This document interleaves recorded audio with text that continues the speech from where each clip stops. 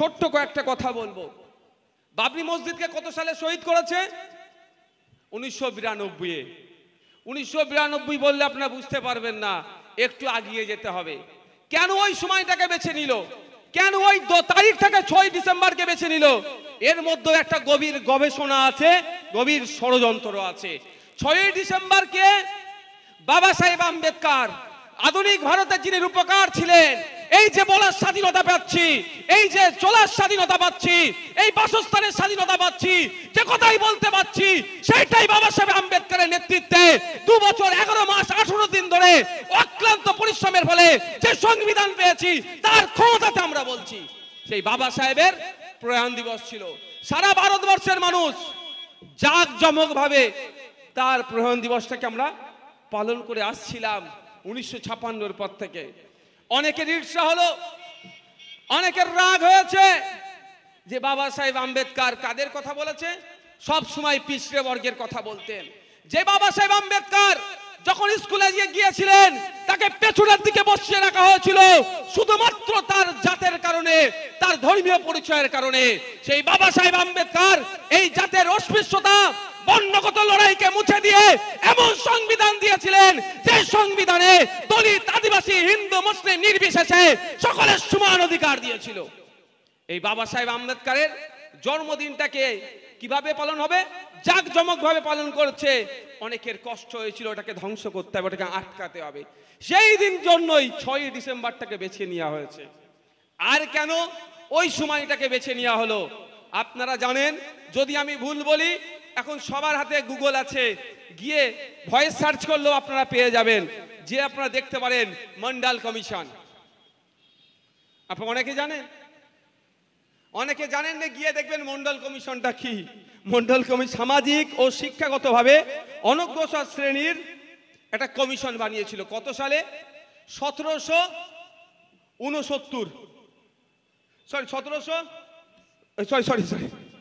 1979 সালে মন্ডল কমিশনকে গঠন করা হয়েছিল। সরি, আমি যখনই লিখছিলাম দেখবে আমার খাতায় 7টাকে কাটা হয়েছে, তখনই আমার কনসেন্ট্রেট না 7-এ চলে গিয়েছিল। নোট ডাউন যেখানে করেছি এখানে 7টাকে কেটে 9 করেছি। 1979 সালে মন্ডল কমিশন তৈরি করা হয়েছিল, কারণ ভারতবর্ষের অনেক জনগোষ্ঠী, জাতি, তারা সামাজিকভাবে, শিক্ষাগতভাবে পিছিয়ে কারা গিয়েছে সেইগুলোকে চিহ্নিত করা, সেইগুলোকে চিহ্নিত করে কিছু সুপারিশ দেবে। সেই সুপারিশ অনুযায়ী তাদেরকে এগিয়ে নিয়ে গেলে ওই জাতিগোষ্ঠীগুলো এগিয়ে যাবে। ঠিক যেভাবে 2006-7-এর দিকে আমরা কি পেয়েছিলাম, ভারতবর্ষের মুসলমানরা পশ্চিমবাংলার মুসলমানদের জন্য সাচার কমিটি একটা রিপোর্ট বার করেছিল, তার সাথে সাথে কি দিয়েছিল? কিছু সুপারিশ দিয়েছিল যে এইগুলো করলে মুসলমানরা শিক্ষা, স্বাস্থ্য, কর্মসংস্থানে এগিয়ে যাবে। এই জায়গায় মুসলমান আছে, এইগুলো করলে এগিয়ে যাবে। এটা সাচার কমিশন বা সাচার রিপোর্ট। ঠিক একইভাবে 1979 সালে মন্ডল কমিশনকে দায়িত্ব তৈরি হয়েছিল অনগ্রসর বৃহত্তর হিন্দু সমাজের কে কোথায় আছে সেগুলো খুঁজে বার করা। মন্ডল কমিশন 1980 সালে রিপোর্ট পেশ করেছিল। ভারতবর্ষে 3743টি জাতিকে চিহ্নিত করেছিল। এই 3743টি জাতির মধ্যে ম্যাক্সিমামটাই আমার হিন্দু সমাজের, ধর্মীয় পরিচয় তাদের হিন্দু, গুটি কয়েক মুসলিম ছিল। ঠিক কেমন গুটি কয়েক মুসলিম বলবো? খারাপ লাগবে না তো কারো? এখন পশ্চিমবাংলায় সরকারি চাকরিতে ঠিক যেভাবে গুটি কয়েক মুসলমানকে খুঁজে পাওয়া যায়, সেই সময় যে কমিশন তৈরি হয়েছিল 3743টাতে ওইরকম গুটি কয়েক ছিল। তাও আমি ধরে নিচ্ছি তৈরি হয়েছিল। তাদের রেকমেন্ডেশন কি ছিল? সাচার কমিটি, মন্ডল কমিশন কি দাবি রেখেছিল? যেভাবে বৃহত্তর হিন্দু সমাজের মানুষ পিছিয়ে আছে সামাজিকভাবে, শিক্ষাগতভাবে, চাকরি বাকরিতে, এদেরকে যদি আপলিফমেন্ট করা যায়, এদেরকে যদি এগিয়ে নিয়ে যাওয়া যায়, তাহলে এই পিছড়ে বর্গের হিন্দুদের কথা বলছি আমি, এই কমিশন যাদের কথা বলেছিল, এই পিছড়ে বর্গের হিন্দুদেরকে 27% রিজার্ভেশন দিতে হবে। এটা 1980 সালে রিপোর্ট হয়েছিল। কিন্তু দুর্ভাগ্যের বিষয়, আজকে যারা বিজেপির নেতারা বেশি হই হই করছে তাদেরকে জিজ্ঞাসা করবেন 1980 সালে আপনাদের দল তৈরি হয়েছিল, আর 1990 সালে যখন এটা ইমপ্লিমেন্ট করার চেষ্টা করেছিল সেই সময়ের অপদার্থ প্রধানমন্ত্রী বলবো আমি, তাদের এই ইমপ্লিমেন্টটা অনেকের গায়ে লেগেছিল। এটাকে বন্ধ করার জন্য, এ থেকে মাইন্ডকে ডাইভার্ট করার জন্য 100 জন চাকরি করলে 27 জন পিছড়ে বর্গের হিন্দু চাকরি করবে, অনেকের অসুবিধা হয়ে গেছিল। সেই জন্য হিন্দু মুসলমানের খেলা তৈরি করার জন্য বাবরিটাকে শহীদ করলো, ধর্মীয় অধিকার টান নিয়ে নিল। কমিশনটা তৈরি হয়েছিল, কমিশনের রেকমেন্ডেশন কি ছিল?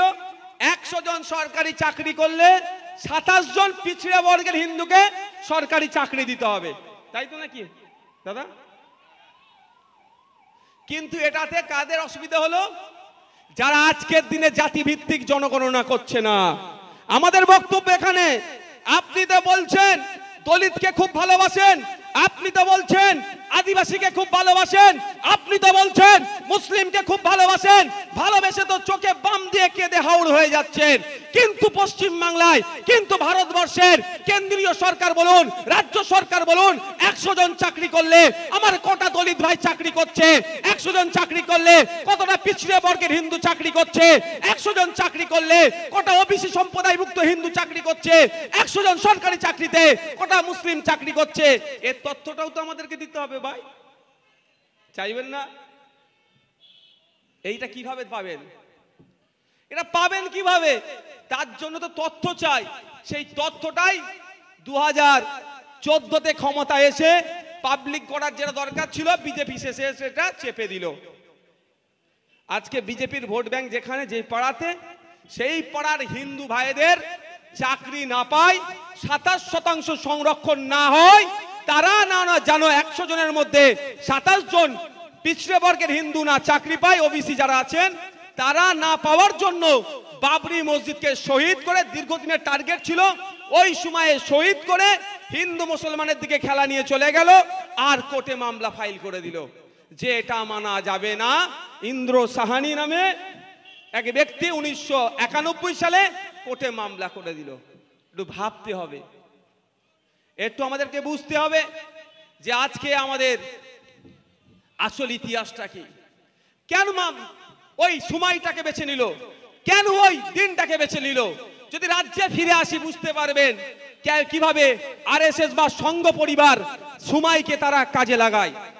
আপনারা জানেন 2006-07 দিকে সাচার কমিটির সুপারিশ, সাচার কমিটির রিপোর্ট যখন পাবলিক ডোমিনে চলে আসলো, সমাজে যখন চলে আসলো, মুসলমানদের শিক্ষা, স্বাস্থ্য, কর্মসংস্থানে যখন মুসলমানরা পিছিয়ে যখন চিৎকার করলো রিপোর্ট দেখে, তখন কিন্তু সেই সময় বামফ্রন্ট সরকার তৎপর হয়ে গিয়েছিলেন। সেই সময় তৎপরতার সাথে আনএডেড, এডেড থেকে শুরু করে বিভিন্ন এমএসকে থেকে শুরু করে মুসলিম ছেলে মেয়েদেরকে শিক্ষিত করার জন্য বিভিন্ন জায়গায় শিক্ষা প্রতিষ্ঠান দিতে শুরু করেছিল এবং বোর্ড বানিয়ে সেখানে নিয়োগ করার চেষ্টা করছিল। যখন রিপোর্ট সামনে চলে এসেছে বামফ্রন্ট সরকারের, এখন ওদের বন্ধু, একসাথে আমরা উপনির্বাচনে লড়াই করেছি, একটু বলেও রাখি বন্ধুদের কথা। এই যে আপনার নামটা কি, এ কমিশন, মন্ডল কমিশনের কিন্তু বিরোধিতা করেছিল আমার বর্তমান যারা বন্ধু। হক কথা বলবো দাদা, কারো গায়ে লাগলে কিছু করার নেই। মন্ডল কমিশনের বিরোধিতা করেছিল কিন্তু বামপন্থীরাও তখন, সেই সময় সরকারের সাথে ছিল। যাক, পরে তাদের শুভবুদ্ধির উদয় হয়েছে, তারা আমাদের পরে সংরক্ষণ দিয়েছিল। যারা বামপন্থীরা কি ভাবলেন, বা বামফ্রন্ট সরকার, যে তাদেরকে যখন প্রশ্নের সম্মুখীন হতে হলো, তখন এখানকার পশ্চিমবাংলার পিছড়ে বর্গের হিন্দু মুসলমানদের জন্য দেওয়া শুরু করলো। তখন এই সংঘ পরিবার বা মমতা ব্যানার্জির সহ্য হলো না, একে সরকারে ফেলতে হবে। সেই সময় অর্থ দিয়ে, বল দিয়ে, প্রশাসন দিয়ে সব রকম ভাবে পাম্প করিয়ে 2011 সালে নতুন সরকার নিয়ে আসলো। কি স্লোগান দিয়েছিল? মুসলমান খাতরে মে হ্যায়, মুসলমানদের বিপদ থেকে উদ্ধার করতে হবে। আমি দায়িত্ব নিয়ে বলছি, 2011 সালে সরকার 100 জন সরকারি চাকরি করলে সেই সময় এসে দাঁড়িয়েছিল 4 জন কি 5 জন মুসলিম। এরা 13 বছর পশ্চিম বাংলাতে তৃণমূলের সরকার চলছে, মুসলমানকে বাঁচাবার নাম করে ক্ষমতায় এসে 100 জন সরকারি চাকরি যদি এখন খোঁজা যায় একজনকেও মুসলিম খুঁজে পাওয়া যাবে না। তাহলে কি করলো? ওখানে 1992 এর বাবরি শহীদ করে দাঙ্গা করে দিল। তাহলে আমার হিন্দু ভাইরা যে ক্ষমতাটা যে চাকরিটা পেত সেটা বন্ধ হয়ে গেল। এখানে 2011 সালে সরকারকে পরিবর্তন করিয়ে দিয়ে যার আগে সরকার পরিবর্তন করতে গেলে সবটা বিজেপির সহযোগিতা করে। আমি অন ক্যামেরা বলছি, পশ্চিম বাংলায় যে সরকারটা এসেছিল 2011-তে তৃণমূলের সরকার, সমস্তটাই বিজেপির সহযোগিতা নিয়ে। যদি আমি ভুল বলি আমার বিরুদ্ধে মানহানি মামলা করতে বলো মমতা ব্যানার্জি, অভিষেক ব্যানার্জিকে আমার বিরুদ্ধে করতে বলো, পারবে না। কারণ সিম্বলটা কোথা থেকে পেয়েছে একটু একটু ভাই পড়াশোনা করেছি তো খুঁজে বার করে দেবো। আরো ভান্ডা তখন বেলুন পুরো লিক করে দেবো। এখন অল্প অল্প পিন ঢুকাচ্ছি। আজকে আমার বড় ভাই যান ভাঙড়ে দাঁড়িয়ে কি বলেছে শুনেছেন তো? কি বলেছে শুনেছেন? আমি তো সবটা শুনতে পাইনি।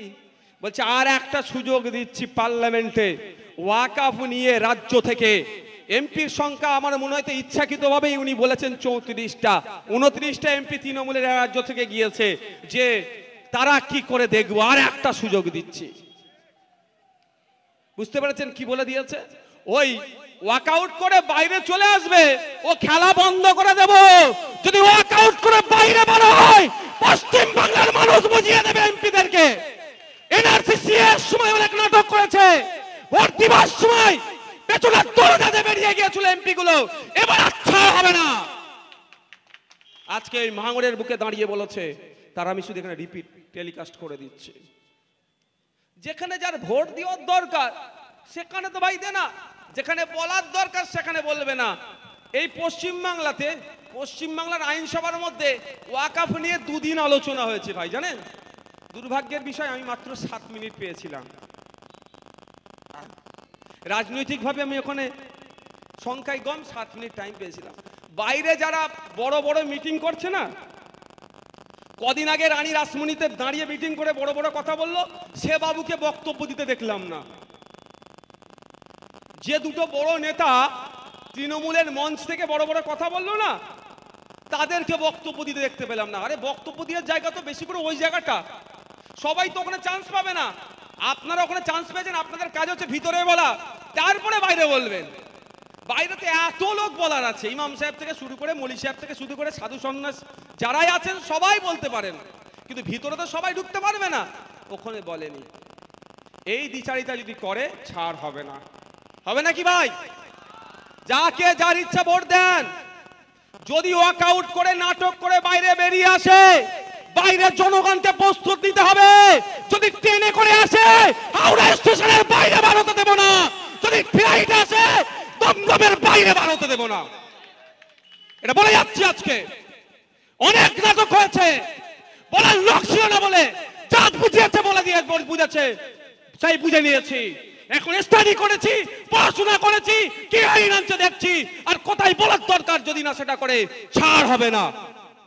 আমি একা যে আটকাবো, আপনারা যাওয়ার ইচ্ছা থাকলে আসবেন, নাহলে আমি যে একা আটকাবো। টাকাও পেয়েছেন মানুষের ভোট নিয়ে, যেখানে বলার দরকার সেখানে না বলে কাঁচে হাত মেরে, গ্লাসে হাত মেরে হাত কেটে নাটক সাজা হচ্ছে। যাক, আমি ও প্রসঙ্গে এখন যাচ্ছি না, আবার ফিরে আসি। তাহলে কি হলো? 1992 সালে দাঙ্গা লাগিয়ে দিল। আমার হিন্দু সমাজে যে 27% সংরক্ষণটা পাওয়ার দরকার ছিল সেটা কি করলো? গুলিয়ে দেওয়ার চেষ্টা হলো। ঠিক 2011তেও মুসলমানদের ওই রিপোর্ট দেখে একটু যদি ক্ষমতা পায়, একটু যদি চাকরিতে বাড়ে, শিক্ষাতে বাড়ে, স্বাস্থ্যের উন্নতি করার জন্য স্বাস্থ্য পরিষেবা দেওয়া দরকার যদি ভাবে, সেই জন্য সরকার পরিবর্তন করে দিল। মাথায় আসছে লড়াইটা কার সাথে কার? হিন্দুর সাথে মুসলিমের লড়াই নয়। যারা হোয়াটসঅ্যাপ ইউনিভার্সিটিতে পড়াশোনা করছেন তারা ভাববেন এটা হিন্দু মুসলমানের লড়াই, কিন্তু এটা হিন্দু মুসলমানের লড়াই নয়। এটা এক শ্রেণী পুঁজিপতিদের বিরুদ্ধে গরিবের লড়াই। গরিবকে এক হতে হবে, কৃষককে এক হতে হবে, শ্রমজীবী মানুষকে এক হতে হবে।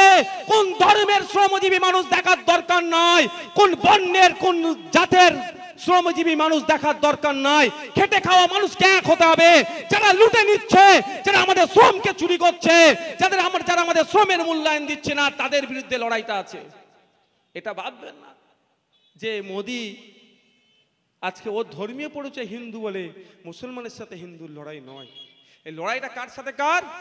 শ্রমজীবী মানুষের বিরুদ্ধে লড়াই করছে কারা? পুঁজিপতিরা। তাই শ্রমজীবী মানুষকে এক হতে হবে। আর এই এক না হতে পারেন, সেই জন্য সুকৌশলে হিন্দু মুসলমান লাগিয়ে দাও, এরা এক হতে পারবে না, প্রশ্নও তুলতে পারবে না। আজকে বলুন তো, আপনিও চিল্লাচ্ছেন, আমিও চিৎকার করছি, গ্যাসের দাম কমাও, গ্যাসের দাম কমাও, গ্যাসের দাম কমাও, পেট্রোল ডিজেলের দাম কমাও। কমাচ্ছে কেন বলুন? কমাচ্ছে না। লড়াইটা তো ঠিকঠাক হচ্ছে না। লড়াইটা কি হচ্ছে? কখনো আমি এসে বলে চলে যাচ্ছি, তো অন্যজন বলছে। আজকে যদি আমি এক জায়গায় দাঁড়িয়ে, আমি হিন্দু মুসলমান নির্বিশেষে একসাথে যদি জনগণ আওয়াজ তুলে পেট্রোল ডিজেলের দাম কমাতে হবে, নাহলে সরকারে তোমাকে রাখবো না, টেনে নামিয়ে দেবো, এই আওয়াজটা যদি তুলি, তখন নামাতে বাধ্য। কি হচ্ছে? গুটি কয়েক হিন্দু ভাই কোনো জায়গা থেকে আওয়াজ তুলছে পেট্রোল ডিজেলের দাম কমাতে হবে, আর অন্য সাইডে আবার কোনো একটা জায়গায় মাইক বেঁধে কটা মুসলমান চিৎকার করছে পেট্রোল ডিজেলের দাম কমাতে হবে।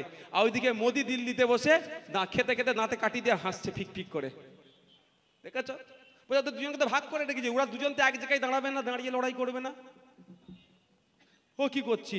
হিন্দু ভাই আলাদা জায়গায় লড়াই করছে দাঁড়িয়ে, পেট্রোল ডিজেলের দাম কমাও কমাও, ওরও তো অসুবিধা হচ্ছে।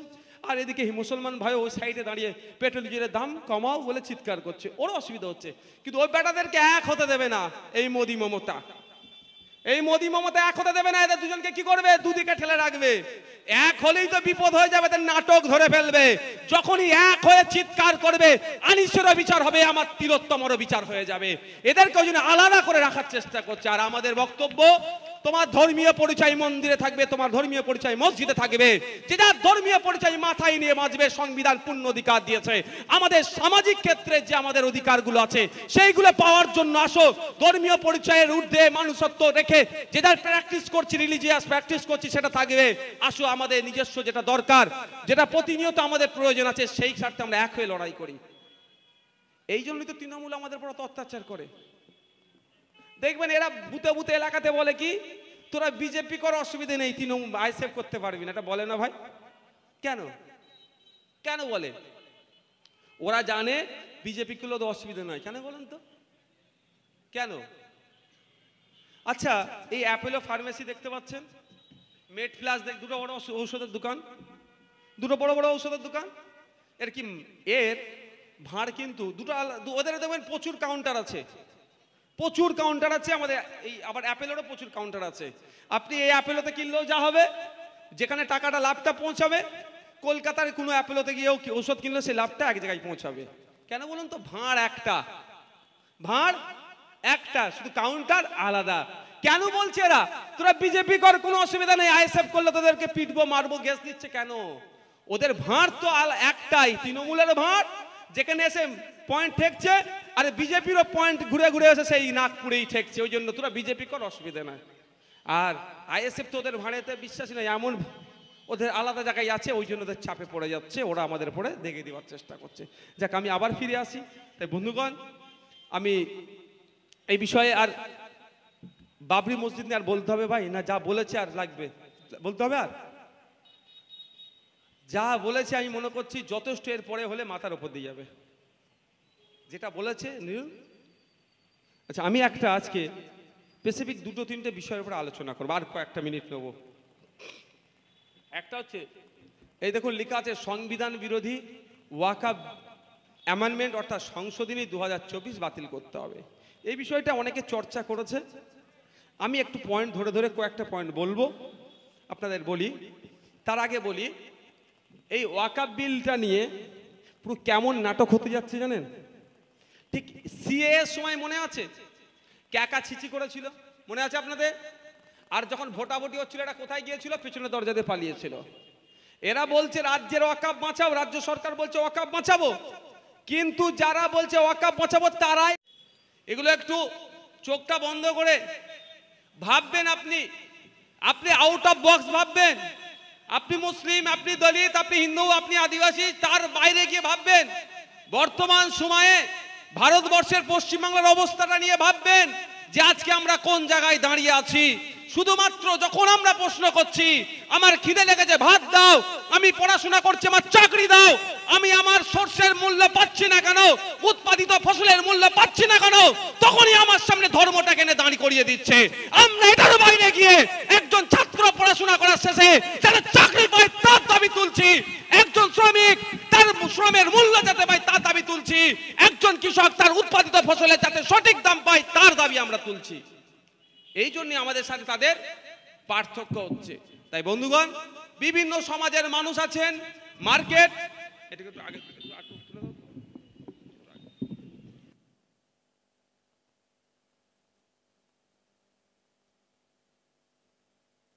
মার্কেট বিভিন্ন সমাজের মানুষ আছেন, তাদের প্রত্যেককে বলবো একটু চোখটা বন্ধ করে বাড়িতে যখন যাবেন এই যে বক্তব্যগুলো শুনলেন বাস্তবের সাথে একটু মিলিয়ে নেওয়ার চেষ্টা করবেন।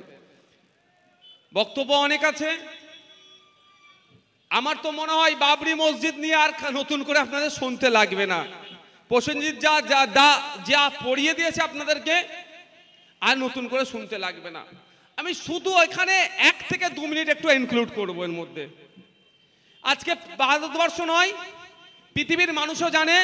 আর আপনাদেরকে বলে রাখি, যারা ধর্মে মুসলিম তাদের উদ্দেশ্যে বলছি, এটা হিন্দু মুসলমানের লড়াই নয়, এটা দেশের ঐতিহ্যকে যারা ধ্বংস করেছে সেই সমস্ত সংবিধান বিরোধী মানুষের বিরুদ্ধে, যারা সংবিধানকে ধ্বংস করেছে তাদের বিরুদ্ধে ধর্মপ্রাণ সাথে সাথে সংবিধান প্রেমী মানুষের লড়াই।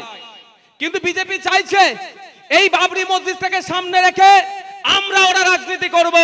বিজেপি চাইছে এই বাবরি মসজিদকে সামনে রেখে হিন্দু মুসলমানের রাজনীতি করব। আপনাদের জ্বলন্ত উদাহরণ এখানে দাঁড়িয়ে যিনি প্রায় 20 মিনিটের উপরে বাবরি মসজিদ নিয়ে চুলচেরা বিশ্লেষণ করেছেন, তিনি কিন্তু ধর্মীয় পরিচয়ে মুসলিম নয়। তাই লড়াইটা আমাদের কোথায়? সংবিধান প্রেমীদের সাথে, সংবিধানকে যারা ধ্বংস করেছে তাদের বিরুদ্ধে লড়াই। তাই বন্ধুগণ, এটা আমাদের মধ্যে বুঝিয়ে দেওয়া হচ্ছে। আর এই সুযোগে আমার তৃণমূলের বন্ধুরা মাছ জাল ফেলে মাছ ধরার চেষ্টা করছে। তাই আমি আপনাদেরকে